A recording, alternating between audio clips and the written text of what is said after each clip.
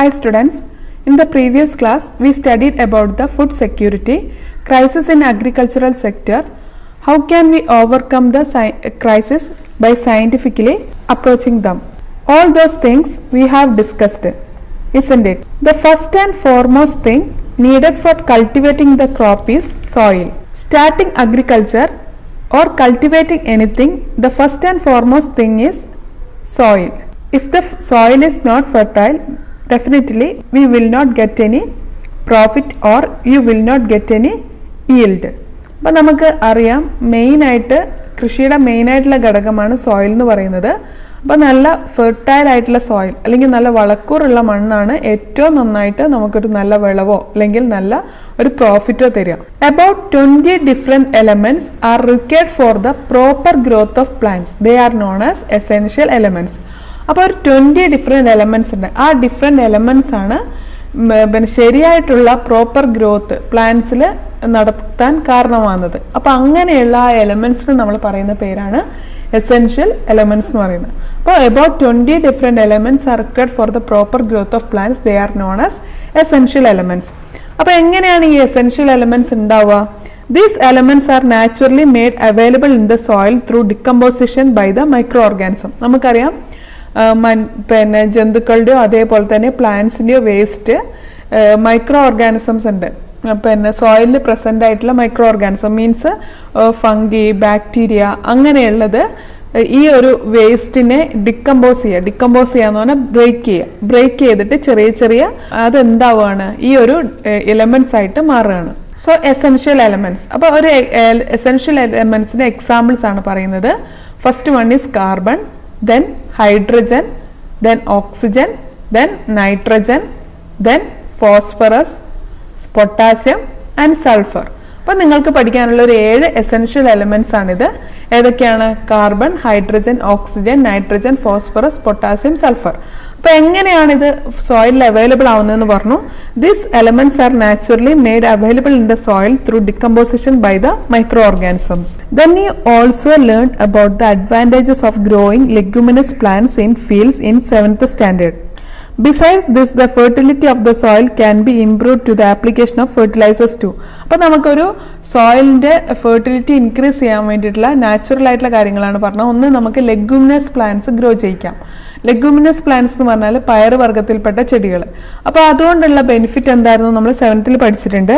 The root nodules of leguminous plants have a rhizobium bacteria which fix atmospheric nitrogen into organic forms. അപ്പൊ ഇതാണ് നമ്മുടെ leguminous പ്ലാന്റ്സിന്റെ Roots എന്ന് പറയുന്നത്. അതിൻ്റെ അകത്ത് കാണുന്ന ആ റൂട്ട് നോഡ്യൂൾസിൽ പിന്നെ ഒരു ബാക്ടീരിയ പ്രസന്റ് ആണ്. അതിന്റെ പേരാണ് റൈസോബിയം. ആ ബാക്ടീരിയ അറ്റ്മോസ്ഫിയറിക് നൈട്രജനെ എന്താക്കി കൺവേർട്ട് ചെയ്യുന്നുണ്ട്? നൈട്രേറ്റ് അല്ലെങ്കിൽ നൈട്രേറ്റ്സ് ആയിട്ട് കൺവേർട്ട് ചെയ്യുന്നുണ്ട്. അതാണ് നമ്മുടെ പിന്നെ പ്ലാന്റ്സിനെ അബ്സോർബ് ചെയ്യാൻ ഹെൽപ്പ് ചെയ്യുന്നത്. അപ്പോൾ അങ്ങനെ ലെഗുമിനസ് പ്ലാന്റ്സ് ഗ്രോ ചെയ്യുന്ന ഭാഗത്ത് എന്ത് ഇൻക്രീസ് ചെയ്യുന്നുണ്ട്? നൈട്രേറ്റ് ഇൻക്രീസ് ചെയ്യുന്നുണ്ടോ? അങ്ങനെ നമുക്ക് സോയിലിന്റെ ഫെർട്ടിലിറ്റി കൂട്ടാൻ പറ്റും. Farmers use different kinds of fertilisers in order to increase the fertility of the soil.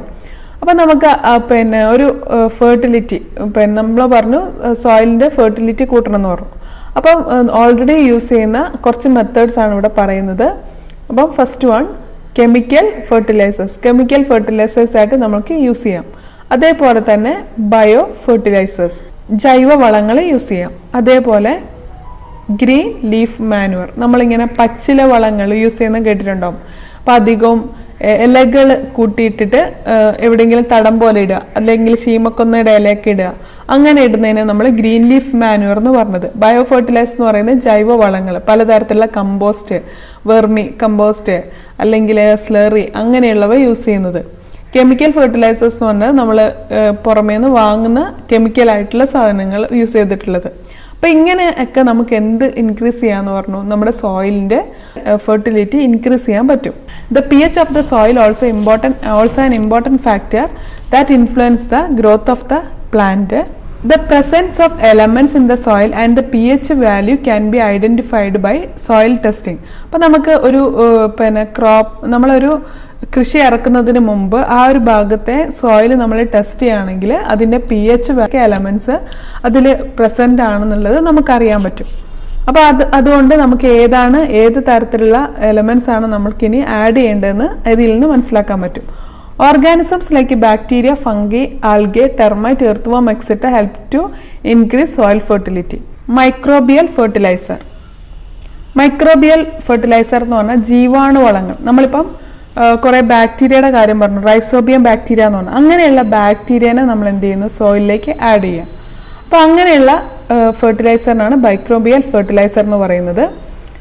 Microbial fertilizers are substances that contain microorganisms which help to increase the fertility of the soil. അപ്പോൾ microbial fertilizers are substances that contain microorganisms. ഏതെങ്കിലും തരത്തിലുള്ള bacteria ഒക്കെ ആയിരിക്കും. അത് എന്ത് ചെയ്യുന്നുണ്ട്, fertility സോയിലിൻ്റെ fertility increase ചെയ്യാൻ help ചെയ്യുന്നുണ്ട്.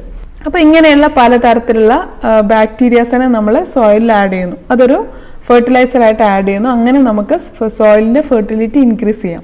അപ്പൊ അതിന് ഒന്നാമത്തെ എക്സാമ്പിൾ നമ്മൾ പറഞ്ഞതാണ് റൈസോബിയം. അപ്പം ഓൾറെഡി നമ്മൾ പറഞ്ഞു ഇത് പ്രസന്റ് ആയിട്ടുള്ളത് റൂട്ട് നോഡ്യൂൾസിലാണ്, ലെഗ്യുമിനസ് പ്ലാന്റ്സിന്റെ റൂട്ട് നോഡ്യൂൾസിലാണ്. ഇതാണ് ആ ബാക്ടീരിയ റൈസോബിയം എന്ന് പറയുന്നത്.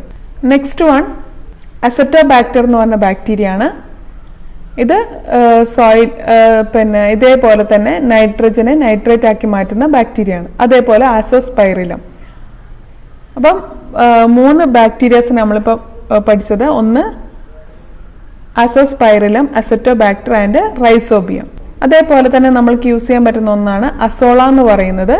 ഇതൊരു പ്ലാന്റ് ആണ്. അപ്പോൾ ഇതും എന്താണ്, ഇതിൻ്റെ അകത്ത് നൈട്രജൻ അടങ്ങിയിട്ടുണ്ട്.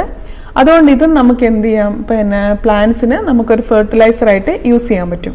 ഇതിനുള്ളിൽ നൈട്രജൻ അടങ്ങിയിട്ടുണ്ട്. അപ്പോൾ അത് നമുക്ക് എന്ത് ചെയ്യാൻ പറ്റും, ചെടികൾക്കൊക്കെ ഇട്ട് കൊടുക്കാൻ പറ്റുന്ന ഒന്നാണ് അസോള എന്ന് പറയുന്ന പ്ലാന്റ്. അപ്പോൾ നമ്മൾ മൈക്രോബിയൽ ഫെർട്ടിലൈസർ സോയിലിൽ ആഡ് ചെയ്യുന്നതിന് മുമ്പ് ചില കാര്യങ്ങൾ ശ്രദ്ധിക്കാനുണ്ട്. അപ്പോൾ എന്തൊക്കെയാണെന്ന് നോക്കാം.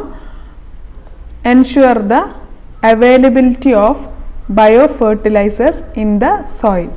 അപ്പം ഓൾറെഡി നമ്മളത് ഒരു മൈക്രോബിയൽ ഫെർട്ടിലൈസർ യൂസ് ചെയ്യുമ്പോൾ തന്നെ നമ്മൾ എന്ത് ചെയ്യണം, അതിൻ്റെ അകത്ത് ബയോ ഫെർട്ടിലൈസേഴ്സ് ഉണ്ടോ എന്നുള്ളത്, അതിൻ്റെ അവൈലബിലിറ്റി ഉണ്ടോ എന്നുള്ളത് ഒന്ന് ചെക്ക് ചെയ്യണം. Next one, proper irrigation should be provided. അപ്പം വേണ്ട രീതിയിലുള്ള ഒരു വേണ്ട രീതിയിൽ ജലസേചനം നൽകണം. Proper irrigation should be provided. Then chemical fertilisers or chemical pesticides should not be used.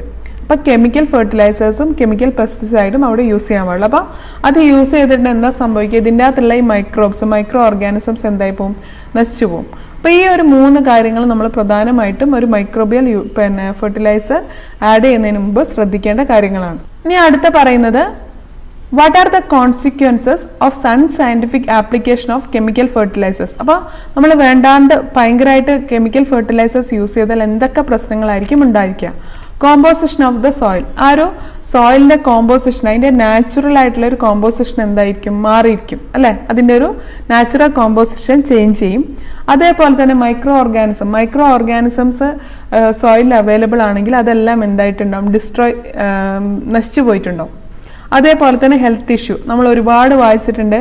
Chemical പെസ്റ്റിസൈഡ്സും chemical ഫെർട്ടിലൈസേഴ്സും use ചെയ്യുന്നതിന് ഫലമായിട്ട് ഒരുപാട് ഹെൽത്ത് ഇഷ്യൂസ് ഉള്ള ഇതിനെക്കുറിച്ചൊക്കെ നമ്മൾ ഒരുപാട് കേട്ടിട്ടുണ്ട്.